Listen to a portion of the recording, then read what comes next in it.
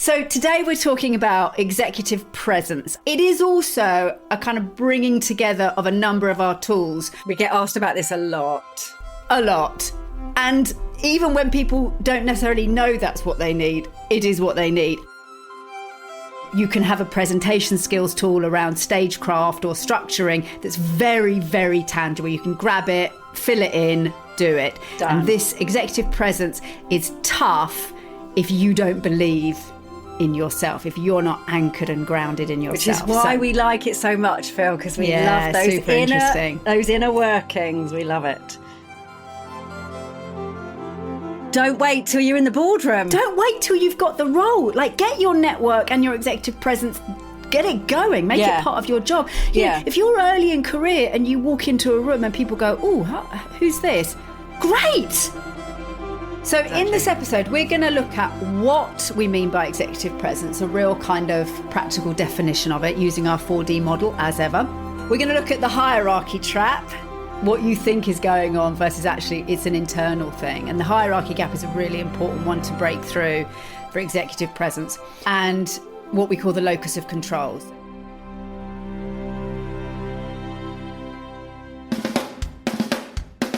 Hello, my name's Philippa Waller. My name is Penelope Waller, and we are two of the directors at 4D Human Being. And welcome to the 4D Human Being podcast. What's it all about, Pen? It's all about your personal and professional relationships. It's about your communication skills, how you lead, how you work and build teams, how you are looking after yourself and your well-being, and how you are much more at choice. What do we mean by that? Well, sometimes we can get a little caught in patterns in life, and we can all be a little bit on our automatic pilot.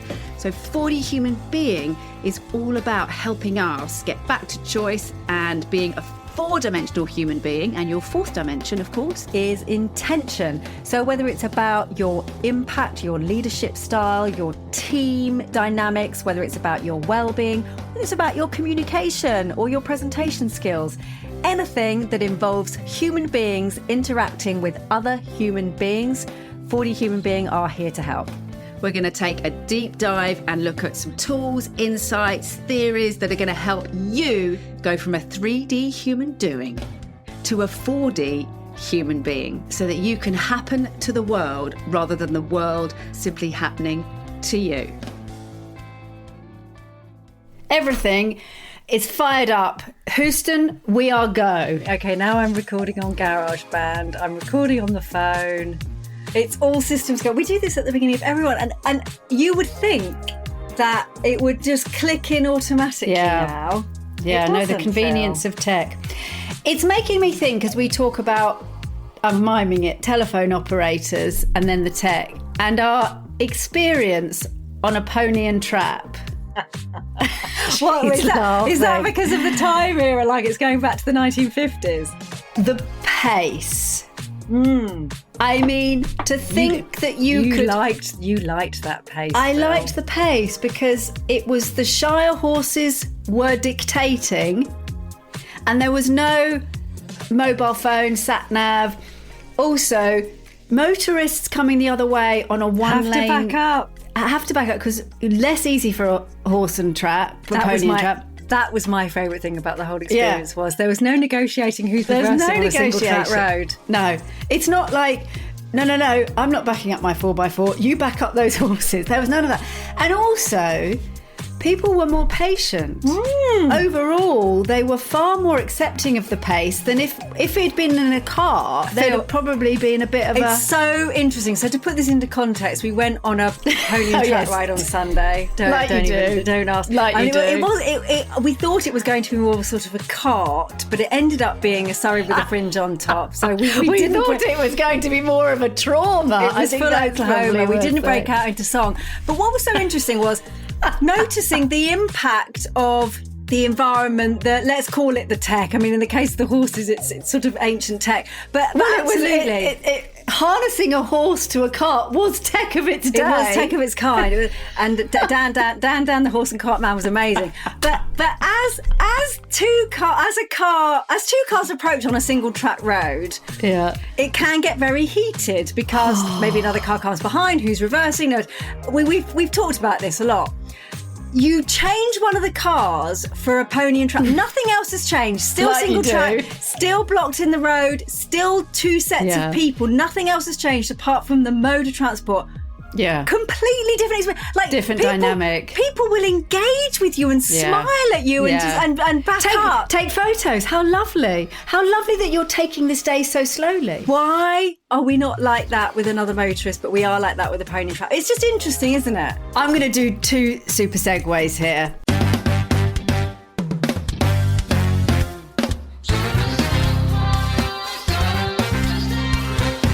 Which is how dynamics shift when we see the other differently, when we don't have an expectation of you can pop that. Why can't you just pop that into reverse? I can, why can't you? Which is a direct analogy to, well, you know, I got that report done in 20 minutes. Why can't you? Yeah.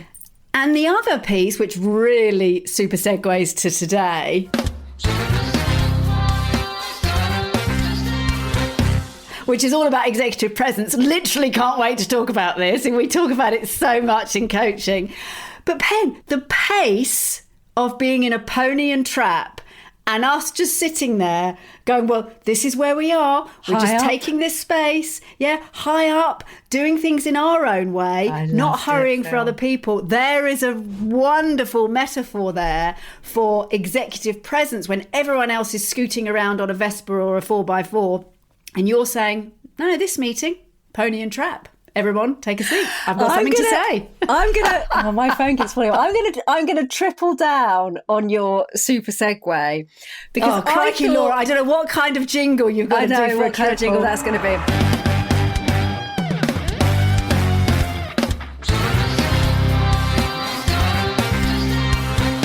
Because if I'm really honest, I sort of wasn't looking forward to it. And the main reason for that was being on display, because it is very slow.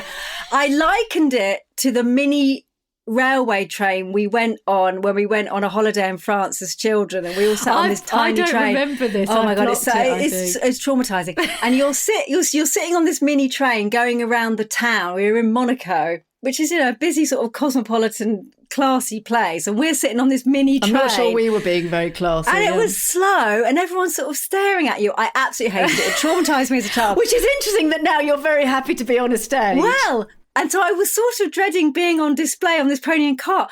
Yeah. But it was totally the opposite experience. I think because of how other people responded to my presence. I thought it was going to be sort of slightly judging and pointing and all that sort of thing. And it was so friendly. So there you go. So it's a really good thing to think about. I think part of what we fear in executive presence is that sort of being on display. Yeah, that we're being judged. And actually what we experienced overall was delight that they were experiencing something different and refreshing. And boy, is there an analogy there for executive presence. It was definitely different, Phil. It was definitely different. Definitely different. So today, as we talk about pony, I mean, anyone who's listening to this podcast for the first time must be like, that is one hell of a link. And also, is this what people do in England? Like they go around in pony and carts? Well, because we live in we live in an area that is very touristy in the summer. It's very pretty. I was thinking there will be people from like across the pond saying, oh my God, like they actually those Brits they actually at the weekend they actually get around in a pony and cart. It's unbelievable. Like they really haven't caught up. To be fair, we did. To be fair, that is what we were doing. It was brilliant. Okay, so today we're talking about executive presence, and we're going to do 2 episodes on this. I'm sure we will revisit it. It is also a kind of bringing together of a number of our tools. We really want to put it under the banner, though, of executive presence. We get asked about this a lot. I mean, a lot. And even when people don't necessarily know that's what they need, it is what they need. Yeah. And it's an interesting one, isn't it? Because we talk about impact a lot. And there's crossover. The Venn diagram of impact, communication, executive presence are definitely there. There's something slightly different about executive presence, that when we talk about impact and communication, we might not quite be talking about the sense, the kind of just the felt sense. I mean, it's there, but executive presence it's really there. Yes, it needs to be there. It's how you are communicating, how you're being, credibility and gravitas just by your way of being. So it's not that that's not there in communication and leadership and impact. It's the executive presence. It's the big chunk of it, really. Yeah. So we want to talk about it's the tangibles and the intangibles. Yeah, exactly. And I'm going to say this. There kind of is no silver bullet. And I'm going to caveat that by saying at 4D, we are very, very good at kind of honing things down and giving you the clear, simple and few things you need to get this. So you are going to get that. And there are a few components to it. It's not like if you just change one thing, you will necessarily get where you need to get to, unless that's just the one thing that needs to shift for you. There are a few components to it. So when you're looking at other people and thinking, oh, they have so much sort of status and executive presence, just be aware for you individually, it might be 2, 3, 4 kind of tweaks that you need to think about and make. It's not necessarily just one thing, but we'll go through the elements that for us, generally in the work that we do, the elements for us that tend to show up and need to be adjusted. And it is very unique. It's you finding yours, not copying someone else's, where I think with some communication tools, you can see, I can see they're using that tool. I'm going to try that. It's slightly different. And I would say on executive presence, and that's what makes it both interesting and slightly more needing, hopefully people like us who really know their stuff in this area to really get to grips with it. Because it is quite a bit more about the internal narrative and belief system. Whereas, you can have a presentation skills tool around stagecraft or structuring that's very, very tangible. You can grab it, fill it in, do it. Done. And this executive presence is tough if you don't believe in yourself, if you're not anchored and grounded in yourself. Which is why we like it so much, Phil, because we love those inner workings. We love it. So the first thing I'm going to say on this is why people ask us about this. And what's really interesting is that I would say, I don't know if you would agree with this, Phil, but I would say of all of the developmental areas that I get asked about from clients and potential clients, executive presence is often, it's the one that is most mentioned through feedback from somebody else. So very often people will think about things that they want to be a better presenter, have more confidence, get a promotion, whatever it might be. Very often when people come and ask about executive presence, it's because somebody has said to them, you need to have more executive presence. Not always, but it's just interesting that those words are often used in feedback. Yeah, well, I think it's an interesting one that I think that's true. And if I kind of dig into that a bit more, it makes me think it's got a parallel with networking for 2 reasons. One is we can find that we've suddenly crossed a career line and we just need it. We need a bigger network because we're no longer rolling our sleeves up to do the work. We are influencing at a connection level.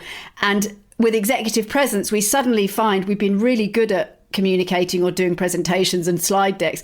We need to be able to walk into a room now and all eyes just come to us. Yeah. And we're suddenly in that role. We've been given that promotion, but we haven't done that bit. Yes. And I think that also has got another link with networking, that it's never too early to do these things. There is no reason to not have executive presence when you're early in career. Like, why wouldn't you? No, don't wait till you're in the boardroom. No. Don't wait till you've got the role. Like, get your network and your executive presence. Get it going. Make it part of your job. If you're early in career and you walk into a room and people go, "Oh, who's this?" Great. Yeah, job done. In fact, I would say, Phil, that we will talk about lots of different elements: networking, impact, influencing, relationships, status, comms, all of those things are there. For me, why executive presence is so important and why people come to us, and, confidence is in there as well. But the reason people come to us at a very broad level is, for me, executive presence is about what people believe about you. That's it. It's their belief system about you. And there's lots of things that feed into that. But that is the piece that very often blocks us from getting to the next level, being seen in a certain way. So it's 100%. really shifting people's beliefs. 100%, and that's what I love about it, because it's got a touch of the sort of, it's got a kind of mix of the story, the narrative, the kind of confidence, the visioning. And it all wrapped up. It's, you know, it can take you to a place where a leader can be like, oh, wow. And I believe that they can take us there. And that has got a, you know, I mean, if we think about sort of historically, sort of, you know, epic, global, historic, religious leaders, it's got that epic feel, hasn't it? Yeah. And I think executive presence can really have that. I don't quite know why I want to follow them, but boy, I really, really want to follow them. Exactly. And it's the difference between, as we so often talk about, all of the knowledge gathering, the knowing, the solving, the performing, the reaching KPIs, all of that. Brilliant. It's the difference between that and being somebody that people believe in. Yeah. So if you think of somebody, it's making me think actually of, you know, you've got two people, you know, I don't know, there's forest fires, very topical. And, you know, you've got to get on a boat. You're on the coast and you've got to get on a boat. There's two boats and two captains. And you look at those captains and one is saying, well, wait, I've got the ship. I've driven this boat for 20 years. Yeah, it can hold 350 people. If we can all line up and I'll take you. And the other one's saying, I've got this. Everybody, step my way. I know where we're going. I'll take you there. Let's get to, you know, let's get to a safe place. Bring your children. Bring your, who's first? I want the children, you know, bring your elderly first. We're all going to do this together. I want to go on that boat. Right. So think of somebody who you've worked with who wasn't necessarily the smartest or most knowledgeable person in the room. But the moment that they spoke, the room changed. Something changed. And people leaned in and their opinion carried further. The facts kind of went. In fact, the slides were off the screen. People put their folders down. They were just caught in that messaging. Yeah. Now think of somebody who's the opposite. Think of somebody who walks in, takes you through the data, takes you through the spreadsheet, takes you through that very overcomplicated slide that nobody can possibly understand. And certainly anybody with any neurodiversity can't even focus, like it's so busy. And think about the difference in the experience for you. And they both have their place. But now think about that gap and the gap in terms of the excitement and how it feels and how you remember them. Yes, exactly. And you've made a really good note when we were preparing for this, Phil, that a really good word to hold in mind is credibility.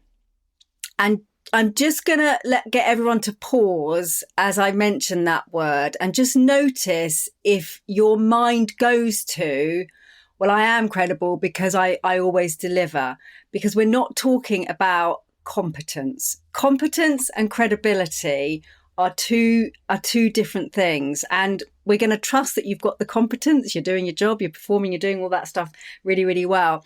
And we cannot just rely on that, particularly the more senior we get. So we're really talking about credibility, not just credibility to do your job, but credibility in terms of the belief that people have in you, both now in your current role and in potential future roles.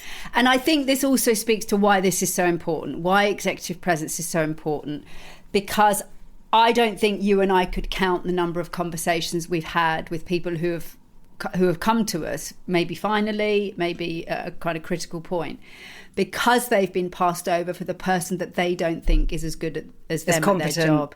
It happens all the time, and it's so frustrating for people because at some level we believe in a meritocracy, we've worked really hard, we've got the results, and yet the person who is perceived to have the presence and that way of being has got the promotion. So it can feel really unfair, and you can learn it. Yes. And you can develop it. 100%, Phil. And it's important. It is important. It is important. And to give you a stat on that, I have some research for the Centre for Talent Innovation led by Sylvia Ann Hewlett, surveyed hundreds of senior executives and used the word executive presence and found that executive presence accounts for roughly a quarter of what it takes to get you to your next promotion. Now that is a big chunk of change, Phil, when it comes to getting a promotion. And I wonder how, if a quarter of your time preparing for that interview rounds are spent on that. Exactly. So in this episode, we're going to look at what we mean by executive presence, a real kind of practical definition of it using our 4D model as ever, because it's not one thing. We're going to look at the hierarchy trap. I've literally just come off a coaching call where this has come up. Super interesting. What you think is going on versus actually it's an internal thing. And the hierarchy gap is a really important one to break through for executive presence. And what we call the locus of control. So kind of, pleasing the world, doing the work or giving the data to prove yourself, to be right, to please, versus the internal locus of control. This is about what I believe. I've got this. Yeah. And the comms piece, a word we often use is gravitas, which again, not dissimilar to executive presence. It can be a difficult word to grapple with in terms of what we have to actually do to get it. But we'll talk about that. Yeah. And we need to sort of just add into that as well with that gravitas. It's also, there's a bit of work there, which we do a lot of on the ego, because this isn't about a rigid, I know I'm right and everyone needs to believe me. It's actually the real confidence of this is where I am. This is what I believe. Talk to me. Yeah. I'm open and I'm so secure. I can hear anything. Yeah. We're going to look at why, thirdly. So why this is so important for you, for your career, for teams, for who gets heard in the room. And then we're also going to look at how to spot it in others. So we're going to help you raise your awareness on your own executive presence in this episode. So we'll define it. We'll help you become more aware of the elements of your own executive presence, where you feel you have less of it and where you might be able to spot it already. And then in the next episode, we'll get into those tangible tools of how you can dial it up out there in the world and overcome those blockers or kind of belief, mindsets, authority that is getting in the way. So that's what we're going to do. Maybe a quick reminder of the 4D2C model, just so that you've got the pegs on which we're going to hang everything.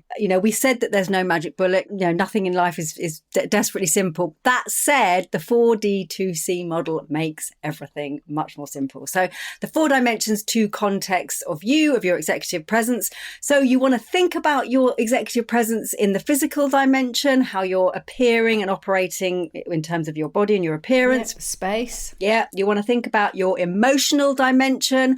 Are you regulated? They very often say the calmest person in the room is the most senior person in the room, and how you're making other people feel, which is hugely important for presence. Intellectually, how are you operating? How are you thinking? What are you filtering? What are you saying? How are you structuring your language? How are you creating emphasis, impact, and gravitas with the words you're choosing and the voice, the vocal approach? Intentional, what sits behind, as Philippa said, sort of going back to the ego. Are we taking in unconscious intentions around wanting to please, wanting to be good, wanting to be seen as you're doing the right thing? All of these things can really impact our executive presence, our status and our gravitas. Relationships, we will talk about the network around you and how you're operating in relationship, and the environment. The environment is a huge one. I did a coaching call this morning and I absolutely started there. And I always go back to the parent-teacher meetings where my kids were sworn. I've mentioned this before. The teachers will put you on a tiny child's chair. So your environment has already set the status for who's holding more seniority and more status in this conversation, which is very often the teacher. Yeah, and you're sort of in this tiny chair. Take a cushion. Take control. Yeah, take control of your environment. Board meetings, when you step in a room, where do you end up sitting? All of these things are having a huge impact in terms of your status in a room. I've actually got a bad back at the moment, so I'd like to do this standing up. Thank you. Yeah. And then you're a foot taller than that. It's not to put teachers down at all. I'm sure they don't do it deliberately. It's just the chairs that are available. Those are the chairs that they've got. But exactly. It has an impact. A little bit like the bathrooms. Those are the toilets they've got. I mean, that's a whole other story. Crikey, that's a sudden dive down, isn't it? Crikey. Tiny toilet. Tiny. Okay. So, before we crack on with that, let's talk about the trap of the hierarchy trap and the locus of control. So I'm actually going to start with the locus of control, because that's a term that probably a lot of people don't necessarily know. And the locus of control is, if you imagine almost your control center, what's driving you. And we can think about the locus of control as outside of ourselves or inside of ourselves. Now, this is this is a huge piece developmentally anyway. In executive presence, let's be really clear. This is the shift you absolutely have to have already made or made. This is not a negotiable. When you have your locus of control outside of yourself, it means that your focus is on making it okay for other, or pleasing other, or getting the sort of externally driven, let's say. So it might be that from school, I'm, giving my homework for the teacher. I'm not yet connected to, oh my goodness, I love the Tudors. I just want to, 8, you're like, I just want to know more about Henry and his 6 wives. Actually, you're thinking, I've got to do this because mummy and daddy will be pleased, or daddy and daddy, or mummy and my parents will be pleased, or the teacher will be pleased. So we do learn to have a locus of control outside of ourselves, because I suspect most 5-year-olds wouldn't choose to go to school otherwise. Yeah, and I would say that a really good indicator is a couple of things. So, that those rare children who for whatever reason, through their genetics or how they've been conditioned, who have at very young age, they have an internal locus of control. You really notice them. You really know them. Because they own things because they want to do things. They're self-motivated internally, but they also don't do things to please the world around. Please the other people, exactly. Which is tricky as a child. Yeah. Well, our sister, you went to Chessington World of Adventures. I have to say, thanks for taking one for the team, Pen, for one of your daughter's birthdays. And our other sister went with, I think, some of her grandchildren. 2 grandchildren, anyway, and they met on one of the rides. A little girl showed up. I was like, where was the parent? Oh, she was sort of there, but the child was like 7 or 8. Absolutely took control. Locus of control internally, told her who she was, told her, everything. She said, I know so much about this child. She was so confident, so just like this independent, almost like some people might call like an old soul. But it is rare. It's much more usual to be externally driven. Where's my caregiver? Which we're taught. Let me ask, my parent. So obviously at work, this can show up, and for all of our histories as well, we might have been conditioned to please others, or to perform for others, or to get things right. All really normal. When our locus of control is external, I'll have to check with them. I'm doing this for, what did you think? And we only feel validated once they have approved it. Then we are much more externally driven. When the locus of control is internal, that doesn't mean we don't care about anybody else. It means we are connected. And for us, of course, this would be intention at the center of the 4D2C model. We are connected to our reason for doing it. It doesn't make us closed and rigid. It means that we are internally referencing. We are trusting ourselves. We're checking in with our own internal feeling and thinking, and that's our reference point. That's our barometer, if you like, rather than what do they think. And this is hugely important for executive presence, because that is what people, the sense that you get that they don't always think they're right. They don't have all the answers, but they are absolutely centered and grounded, solid in who they are. And even if they change their mind or shift or move, they're shifting from a place of internal stability. They've got a core, a central self. Not because they've got to. I fear what somebody else has said, or I want their praise, or whatever it might be. One of the words I often use around this, because there's lots of different ways you can look at the locus of control and think about it. As Philippa said, it's a huge topic. One of the ways I think about this is very often when I'm talking to clients, not necessarily about executive presence, but maybe around personal profile, your kind of branding, reputation, your personal narrative, I talk about ownership, like ownership of who you are. And you will not be perfect. There will not everything about you will be amazing. There'll be lots of great stuff that's amazing, but it's just taking ownership of this. This is who I am. This is what I believe. This is what I want to do, rather than I think this is who I should be, or this is what they might want. And as you mentioned, Phil, it is a transition from a child, because when we are very young, as a toddler, we don't really understand that we are a separate person and that we can own who we are. We don't really know who we are. So it's very natural that the locus of control is external and we develop and we learn. It's just that because those lessons were so strong as children, very often we are left with a very strong external locus of control, and we can have both and we can shift between the two. But a hierarchical structure in a corporate environment will very often lead us back to that external locus of control. And it takes me to have you got stuck? Because it's like you say, it's really normal. You enter a new environment, or maybe even a new job. You've been in corporate for a while, or you've been in business for a while, but you enter a new culture. Really normal to go, right, how does it work here? Let me look outside and see what the environment is. And it reminds me of a conversation we had with one of our nieces yesterday, and her little one is in nursery. And one of the people who ran the nursery just very gently hinted at, I wonder if it's time for us to go down from 2 naps to what, just to see. And what was interesting about it was that's a good example of, as a parent, you're still moving between an internal locus of control as you get more confident and know your own child, but an external locus of control where you've got experts. You might be a midwife earlier on, or somebody who runs a nursery. So it's really good. It's really They're both normal. useful. They're both useful. It's just really knowing the difference.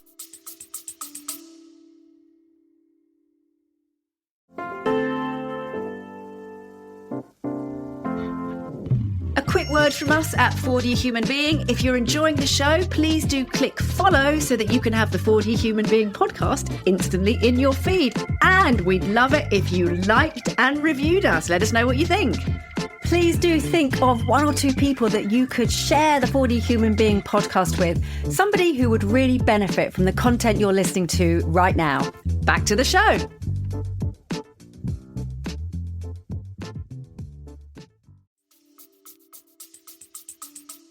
And if we now map this with the second model, and then we'll give you some tips on how to think about this before we move on. So one thing I'd say on the locus of control is just think about anything in your life. It could be baking a cake or cleaning your house or driving your car.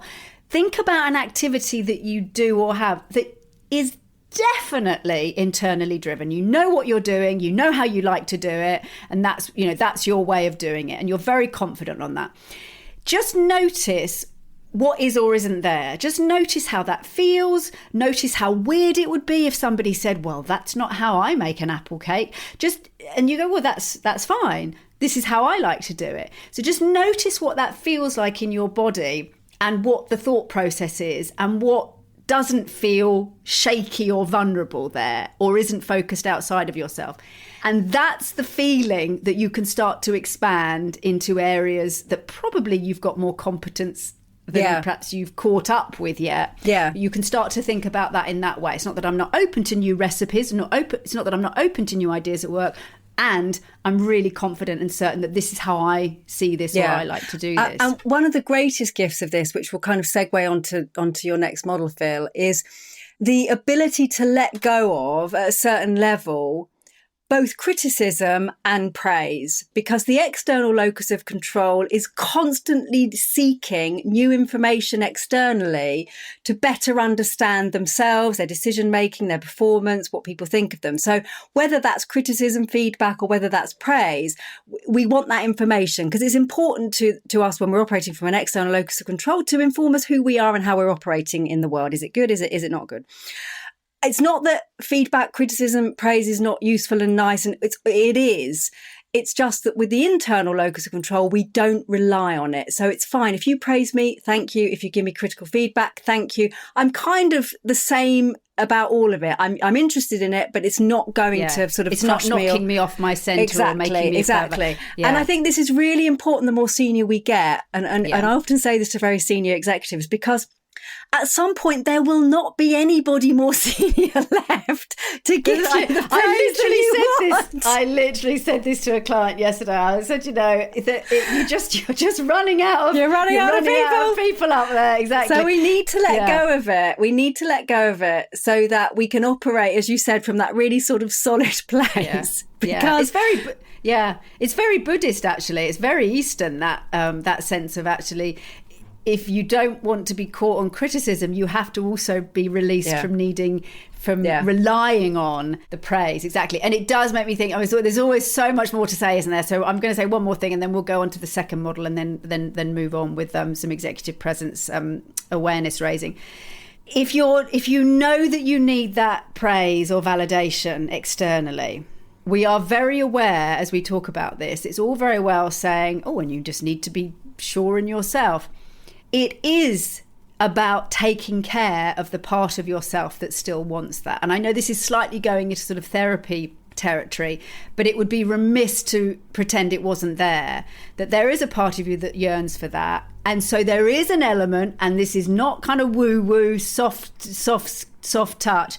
You need to comfort that part and say, I hear you. I can hear that you really want to get that validation. We're going to be okay. Yeah. We're going to be, and even if they don't agree, I've got you. We'll be, because if you don't practice that internal voice, you're going to stay stuck. So it sounds seeking it. Seeking it. Yeah, elsewhere, seeking. So it sounds a bit weird, but you've got to imagine that part of you as that young sort of school child going, oh, I hope I get the certificate. And you've got to say to them, I've got this. It's all right. I know you're frightened. Because otherwise, they'll keep getting at the wheel and demand the certificate. Yeah. So the second model, and I'm going to go very quickly on this because I think we have talked about it before, is the parent-adult. I don't think we're going to go quickly on this. No, I know. It's a bit... I love this model so much. I know. Okay, fair enough. We won't go quickly. Parent, adult, child. It's from transactional analysis. And it's a really, really useful model for thinking about our patterns in hierarchy. And I literally looked at this morning with a client. If we think about, so PAC, parent, adult, child. The three roles. The three ego states, we call them in transactional analysis. Or roles that you learn to operate at. And we all take them. It's all, this isn't to criticise, but it's really normal. I might say to you, oh, Pen, have you got any chocolate? Or Jill, make us a cup of tea. And that's a sort of, can be quite a child asking you to play parent role, and vice versa. And we can play with it. Yeah. It's when it becomes something that gets stuck or a pattern and is getting in the way. Yeah. So a good example. Go on, you go. Well, no, I was just going to give an example of how we can almost walk into a room, or we can frame somebody in our mind, and it might actually be a boss. Yeah, we can frame them in our mind as somebody that we need to check with them, or as long as they're okay with it, or they might be upset if those kind of ways of thinking are just telling you might be shifting into parent-child. And if you imagine a peer in the same situation, you'd probably have very different language. Like, I must run that by her. We need to agree together that we're okay with this. It's not that you take the issue away; it's that you take the power dynamic away. Rather than thinking, I wonder if I said the right thing there, or I wonder if that's what they wanted. And if I take a step back to what you said about this being so normal, when you think about when you're a baby and a child, you're simply learning from people around you what it means to be a human being. In relationship. And you are initially exposed to two, I call them roles, Philippa calls them ego states. So you're exposed to yourself and possibly siblings. So children who want cuddles and cookies. Yeah, who are either, they behave in a certain way because they're children. Very normal. They are children. It would be weird if they start walking around like they're a senior executive at 3 years with old. A clipboard. Yeah. Yeah. Or maybe an iPad these days. Yes, exactly. So one of your first exposures is to yourself or siblings. So you understand, that's what it's like to be a human. Childlike state. The other role that you're introduced to very early is parent. Might be a caregiver, might be your parent. So you understand, that's a parent role. So these are the two kind of states, roles, ego states that you get introduced to initially. So you start understanding how to be a human being, either as the parent role or as the child role. So just bear in mind that those are the two roles we learn first. And the third role, which is the adult role, we all learn at different stages. Well, do you know what I love about this? And I remember really waking up to this. And it's interesting, I use the word waking up. I remember realising, and I have said this to so many people throughout my career, there is not a day that you wake up, usually, and I mean, unless you've had a traumatic event, maybe, for most people, there is not a day that you wake up where you go, I'm an adult now. It doesn't happen. No. And I think you think it will. I think you think it will, but of course it doesn't. And depending on our parents, our caregivers, our teachers, our initial bosses, and all of those things, what we've been role modelled in terms of adult behaviour, I'm putting that in inverted commas, we will learn different things at different stages and different levels of adult. So when we go into the workplace, it isn't and our life in general. I mean, think about your most intimate relationships. It is completely normal that we kind of we cycle through operating in a slightly childlike way, operating in a slightly parent type way, and operating in an adult way. It's completely normal. And when we're talking about executive presence, particularly those more child roles when you're in a hierarchy, are often one of the things that are most blocking you from having executive presence. Yeah. It's really important to say here that, of course, you are going into hierarchical systems a lot of the time. There's very few systems that are working on a kind of, holocracy or a kind of systems. Most organizations have got that original kind of what we call blue, more orange matrix structure, but it's still a hierarchy. There are, you get promoted to VP, SVP. And this is the difference. And it feels nice. And you go, where's nice? And you go, but what's important with executive presence, with this kind of confidence, is it is not the same as the label. The hierarchy on your business card, albeit a digital one, or your, LinkedIn profile, we are not talking about that. I don't care if that says president of the world, and we can think of a few people who'd like that role, but I don't care if that's what it says.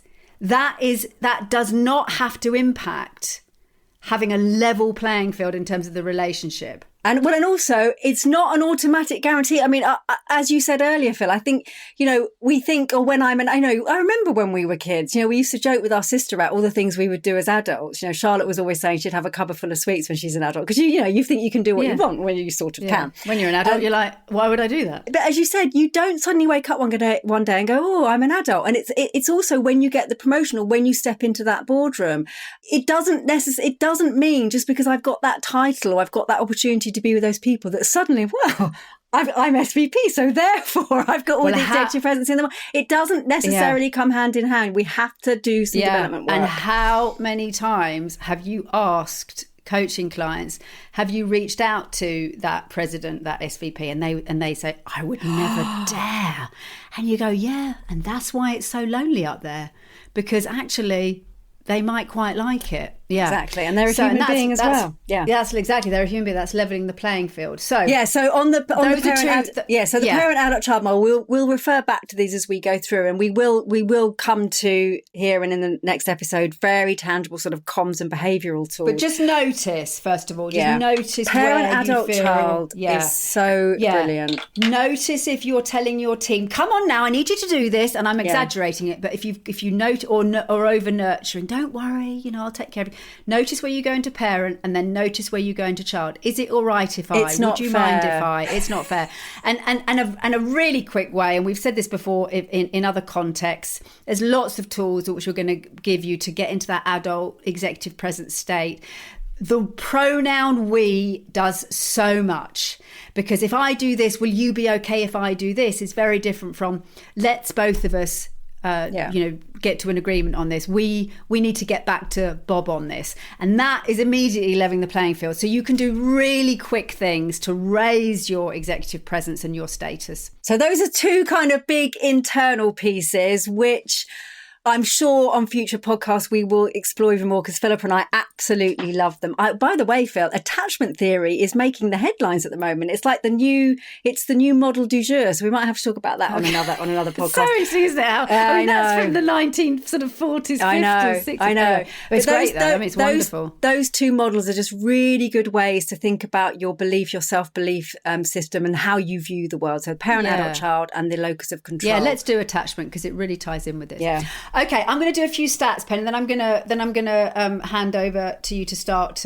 putting some pieces together. So, as Penelope said, a quarter of your kind of how people perceive you, how you might get through to the next rung of your career is 26% is based on your executive presence. And inside that 26%, so if that's a quarter of kind of your how you're seen and the reasons for your success, within executive presence, if we break executive presence down into a kind of 100%, then 67% is about gravitas, 28% is about your communication style, so kind of what you say and how you say it, and 5% is your appearance. And I just think this is so interesting. I'm going to just put a couple of things into these stats because they are interesting. Firstly, for us, all of that, gravitas, communication and clothing, all of that is how you communicate who you are. All of that is impact. Gravitas isn't some weird kind of magic thing that you go, well, it'll turn up or it won't. It's about what you do and how you show up. So it's still about communication. That 28% is more that explicit communication, which we do lots on and we will touch on. The 5% is really interesting. And I've just worked with a client. We literally finished today and it was a really wonderful ending. And boy, was that executive presence on display, that space, that taking up the space, that ownership. And our quick win to start with was that 5%. So that 5% of clothing can be the tip of your arrow. You can do that immediately. And you need to do that immediately because it's such an instant way people see you. So it's definitely, I would agree, not the big percentage, but it is your quick win. Once you've got executive presence, looking at our latest Prime Minister, you can wear a T-shirt. Because you're such a great communicator. It's so true, Phil. That we don't care about it anymore. Yeah. And it's a really, really good way in. It's a good door opener. I've got the sharp suit, whatever it is for you that works, or the kind of, cutting edge fashion, whatever your version is, that means that people just instantly look at you in a different way. Now, you've got to follow up with some of these tools, but just to say, initially, easy win, long term, not a huge percentage. Yeah, totally. Your environment and your clothes will do an awful lot for you as you're doing the work to build that sort of inner gravitas. But ultimately, you could be in a T-shirt on a rubbish dump. Yeah. If you can have executive presence. Yeah, if that core inside is solid, absolutely. Yeah. But while you're doing the work, if you know you've got work to do on this, at the very least, don't let your clothing and your environment let you down as you're trying to build up your executive presence. Just get them to do some quick wins, as you said. So we're really going to talk about awareness on this episode. And then the next episode on executive presence, we're really going to dive into some very tangible comms tools around how to build much more executive presence and impact. So in terms of awareness, first of all, are you aware of your executive presence? So either have you got some feedback from anybody, or have you noticed anything about yourself? So first of all, just have a think. Is executive presence building something that's going to be useful and interesting to me? And I would offer 99% of clients I meet at whatever level, there is going to be some element of executive presence building. It's rare you find somebody that's kind of got it all, very occasionally. So probably the answer to that question is yes, but have a think about it. You might want to ask people about that. Second thing I would say, we say this a lot in coaching generally, it's very important in executive presence, the awareness raising. So as you're in meetings, having conversations, observing other people, whatever it might be, presenting, start parallel processing and observing how you're operating in those 4 dimensions. So how am I behaving physically? How am I feeling and making others feel emotionally? What's my language like and my structure intellectually? Pace, all of those things which we'll come on to in the next episode. And intentionally, what have I taken into this meeting? Have I taken in wanting to impress, fear, whatever it might be?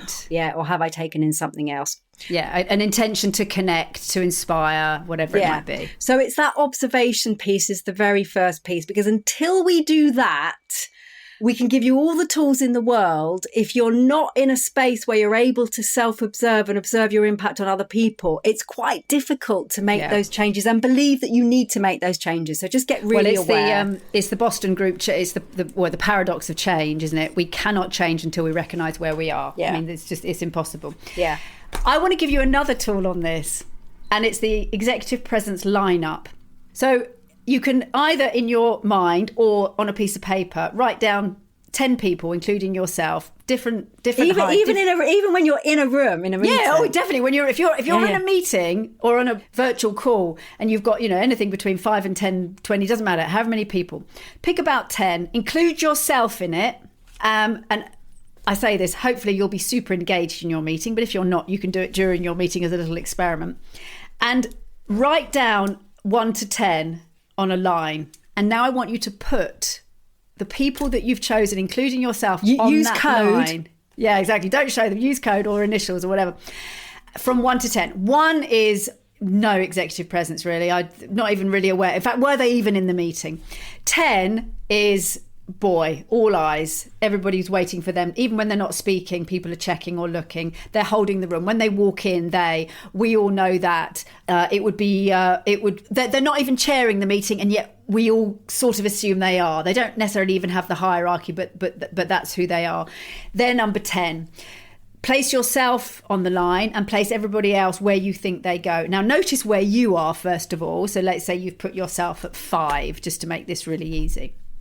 What is it that everyone above you is doing that means that they're higher than you? What is it that they're doing in terms of how they walk into a room, the eye contact that they make, the way that they speak, the pace that they speak, the way that they greet people, the way that they leave a room, the way they ask a question? It's endless. What are they doing? You've got to become executive present anthropologists. And then you look down the line and go, what is it that they're doing or not doing? And then ask yourself, what would it need from you to move up that scale? So that's a really fundamental, but again, before we've even given you any tools, you can learn so much yourself, because bear in mind, Penelope and I are not in your cultures. So there'll be things within your culture that are really specific. So, it might be a culture that is really super playful or funny. And actually the people who are more like that maybe get more attention. Who knows? And this isn't to say conform. It's just to notice who are the people in your system that definitely rank higher with executive presence. One of the big ones for me is how much space people take up. Yeah. Literally how much physical space you take. Yeah, which we'll talk about very specifically next time, how you can do your that. lineup and be really honest with yourself, and also just notice, and maybe if you've got a really trusted person that you could check with, it would be really interesting to know if they would rank you higher or lower than you've ranked yourself. Yeah. So that's the gap is the most interesting thing on self-awareness. Yeah. I'm going to give you 2 other awareness raisers now. So the first one is film yourself. Now, I know that this can feel edgy and difficult, and it is one of the only ways that you're going to see some of the things that are unconsciously diminishing your executive presence. So you don't have to show it to anybody. You don't even have to have anybody else in the room when you're filming yourself. Get yourself on camera, do a 1-minute introduction of your team or a project, whatever it might be. Watch it. And the things that you're looking out for are things like posture, smile, pace of voice, little kind of habits we've got. Body movement. How you use your arms. How you use your arms. Body movement. Is the head moving quite a lot? We're smiling quite a lot. So just notice and write down some things about yourself that you're noticing, particularly in the physical dimension and also around the voice. And just notice how that maps in terms of what physical behaviours are upping your executive presence and what is bringing them down. So film yourself. We'll give you some very specific tools that you can shift in terms of your impact next episode, but just get aware first of all. I noticed when I first started doing this work many years ago, Phil, I filmed, in fact, I think Tom filmed me when he was here, and I had a little sort of tick in my voice that I had never been aware of before, and I wouldn't have noticed it because I can't hear it. So it's really, really useful to film yourself. The second thing I'm going to mention, which we may also talk about next time, is my absolute favourite thing, diminutive words. So I'm going to say a list of words now, and we're not going to get you to change your language on this episode. We're not going to get you to think about the words you do want to say. I'm going to get you to think about the words you don't want to say. And I'm going to give you a list now that will drive you completely crazy, because now that I've said them, you will now notice them when you say them and it'll drive you mad. So words such as just, maybe, basically, sorry, I think, big one for me. Does that make sense? But I would often put in there as well, only. These are all words that are reducing the status, the impact of what we're saying. And we very often say them because of habits, and we often say them because humility is quite nice in terms of making people feel comfortable. And it's a tool that lots of us have learnt to use. It's not always helpful when it comes to executive presence, or certainly some of the aspects of humility are not useful when it comes to executive presence. We really don't want to be diminishing ourselves. We don't want to be arrogant, but we don't want to pull ourselves down beneath other people. So watch those diminutive words. You know what this makes me think of? Before I go on to some of the other tips, and I want to add one to the filming, it makes me think of something that, again, I've used a lot. I think you've used a lot. You have to kind of catch up with yourself. Because the thing about diminutive words is that's part of a narrative that you have. If we think about when we first enter the workplace, or we're younger, that, I think it might be, or I just wanted to check, because that feels quite reasonable when we're entering a sort of new territory, and then we can sort of get stuck. And part of the reason is maybe we don't want to be arrogant, or whatever it might be. Two things on that. One is, we are the only person who is carrying our 15-year-old self inside us. We are the only person. No one else. Thank God, Phil. Thank God. Thank God. Nobody else has that as a reference point, which takes me to the second thing. So when you go, I don't know, maybe that big grown-up person thinks I'm an idiot. No, because they're seeing you not as a 15-year-old, as a grown-up. Which brings me on to the second thing, which is part of executive presence is not being arrogant. It's owning the truth. That's right. It's catching up with yourself. It's not knowing everything, but it's saying, crikey, I know something. I've got some decades of experience. I need to own it. I'm not a 15-year-old. I'm a woman or a man or whatever of X years. That's what people are seeing. And it's weird and actually not truthful to own that. Yeah, that's right. I just love that. It's truth, not arrogance. I love that. Okay, I want to add a thing to your filming, which has got, it's related as another tip on that. Imagine your last meeting, and imagine you were on mute and people could only see you physically.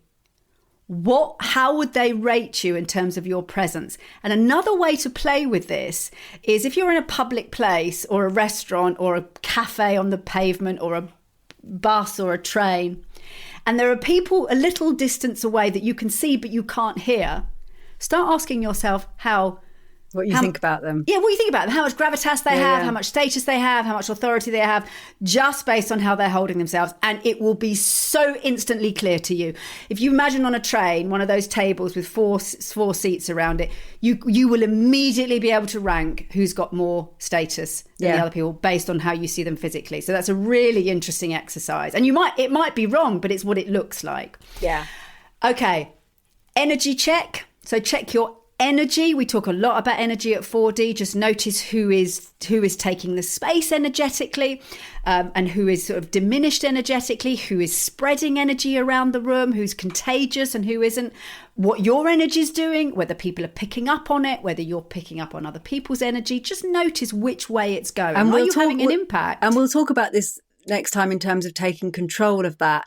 It's just useful to notice how energy, and there's not good or bad around high and low energy. It's just useful to notice how much an individual's energy is establishing how much status they have in a room. Exactly. And that can go either way in terms of high and low, but just really notice. Yeah. It's not about high energy, low energy. It's about the impact that has and owning it. Yeah. Rather than being at the mercy of other people's. Yeah. Another thing to think about, again, going back to awareness, is I would offer to write down 3 words that you think describe who you are as a leader, as an executive. So just write down 3 words. They can be anything at all. You could be inspiring, reliable, you have kind, to imagine, whatever it is. You have to imagine if you were to ask somebody, what 3 words would you use about me? What do you think they'd say? Yeah, that's right. So I would offer to write them down about yourself. And then if you want to, ask a trusted colleague to give you 3 words. First of all, notice how different or similar those 3 words are.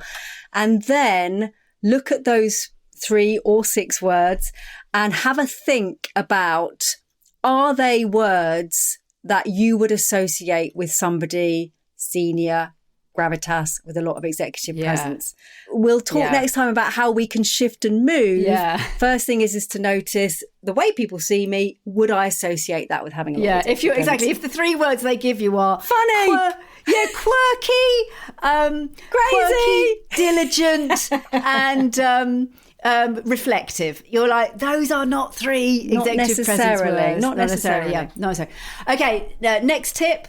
We've got just 2 more. The next tip is the curiosity ratio. This is a huge one. It's a huge one. It doesn't even... I've said before, Phil, I know somebody who made an entire very, very senior career with this one tip alone. Out of curiosity. What's so interesting is I don't think it's immediately obvious that this would be an executive presence quality. But if you think about how most people go into a meeting, which is to know, to prove, to say, to impart, to inform, notice the people who go into a meeting simply to be curious, to ask questions, to find out whether that's how you are, what you know, what you've got, what you think, because they don't need to inform or impress. They've got the space to be curious. So check your curiosity ratio. On a scale of, 1 to 100, 50% in the middle, where are you on information at one end, information giving on one end, and curiosity on the other? And what could you do to dial up more towards And this curiosity? is one of the main reasons why lots of us find it very challenging to impart that seniority and status in interview situations, because the balance in terms of the information I feel I must give versus the questions being asked is in such a way that the people with the questions are generally holding the status. But we can change that. Most of us have had decades of being rewarded for knowing, and it's more the exception who's been rewarded for asking questions. In fact, you've probably been told in your childhood, stop asking questions. It's crazy, isn't it? Okay, and the final one is the adult check. So think about key relationships, key work relationships, particularly those hierarchical ones. And think about, you can almost feel it in your body. Does it make me feel smaller? Do I feel like I'm in control of this relationship, or do I feel on a level? Do I feel like we're adult to adult equal? And you can literally do a map of all your relationships and just check, because you don't really need to do as much work on the ones who already see you adult to adult. That's, there's tools you can do, but actually we really want to get working on the ones where you're diminished. Well, it will also give you some information if you privately sort of map initials of people into the either parent box, adult box, or child box in terms of how you show up when you're with them. It can also give you some information, firstly, about how they tend to show up, because if somebody tends to show up in quite a parenting style, and that can be either quite critical or quite caring and nurturing, it very often unconsciously just pushes us into the child. That's so right. often it can be about the patterns other people have that will set the relationship. So make a note of how you tend to show up with other people. That might give you some information about them. Secondly, it might also give you some information about some things that tend to tip you into a space that's not useful. And one of the most obvious ones is a corporate hierarchy, but it might be something else. It might be tall people. It might be something or not different. Having the answer, or not knowing. And actually, I think one of the most wonderful places to get to is being certain in your uncertainty, and that's executive presence as well as, I don't know, and that's fine. Yeah. So notice that. Very good. So that's an episode on really understanding executive presence from this perspective. There's so much more we could say, but for us, this is the sort of heart of it. It's kind of a belief and an awareness is what we've sort of covered today. What sits underneath the blockers to executive presence, and how we can start raising our awareness, so that next time we meet, we can give you some tools to start bridging and shifting. And we will bridge next time, because there is a little bit more to do on the internal, which of course is your internal narrative, your own belief system. So we've really looked more at that awareness. So we've looked at executive presence, we've looked at the 4 dimensions, because that's really where we can start to map and change some of the behaviours and some of the beliefs. Obviously looked at some of that data, which is super interesting. We looked at the hierarchy trap, the parent-adult-child model, and the locus of control. And we started to give you some tips on lots of tips on raising your awareness of your own and others' executive presence. Get curious, be an anthropologist on this, because we can learn so much from what we see. Needless to say, we have got so much on our 4D On Demand platform. I mean, the Impact series alone will give you loads of tools that will really develop your executive presence. But then, we've got the Personal Profile series, which is just huge for this. It really is your brand. And that's got 15 modules in it. That is packed with tools around this. And then, of course, storytelling, visioning, and presentation skills. So there's absolutely loads on 4D On Demand. You can literally go on our website, 4D Human Being, and you can buy those courses any time. Next time, we're going to look more at those tools. We're going to give you even more tools that when you walk into a room, you've got something to try that make people sit up and go, wow, something shifted over there. We need to look at Bob a bit more. Lucky Bob. Bob's in the good books this week. Bob's having a good week. Yeah. Love executive presence. Looking forward to those tools next time, Phil. Yeah, me too. Thank you so much for listening to this episode of the 4D Human Being podcast. We hope you enjoyed the show. Do take on board some of the insights, tools and tips, because every time that you try something new to get back to choice, you are making a vote for the you that you want to become. And I love that phrase, Pen. I do too. And please do share this episode with somebody that you know would really benefit from the lessons and learnings we've been chatting about today. And of course, if you're interested in more from 4D Human Being, do get in touch. We run workshops, trainings, online, in person, conference events and keynotes. We've got the 4D On Demand platform for your whole organisation. And we do have a free Essentials membership where anybody can sign up for absolutely free to access some of our insights, tools and tips. So do get in touch with us if you'd like to hear more. We cannot wait to hear from you and to carry on the conversation.